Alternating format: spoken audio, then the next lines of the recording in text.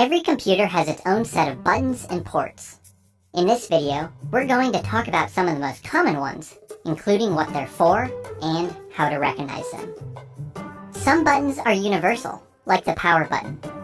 Depending on the type of computer you have, it may be on the front, on the back behind the screen, or even on the inside when you open the lid.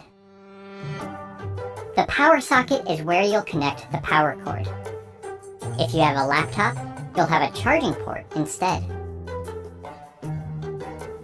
Most computers provide more than one USB port, so you can plug in any device you might need.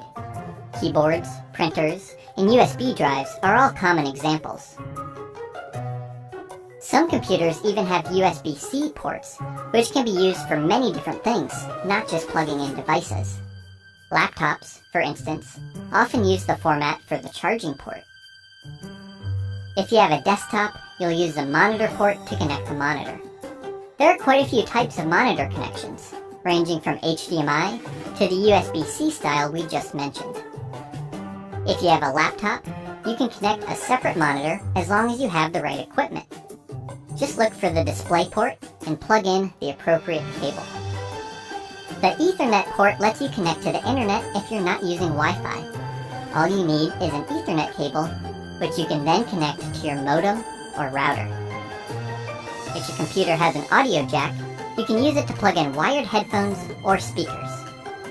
You may or may not have a disk drive, depending on how old your computer is and who makes it.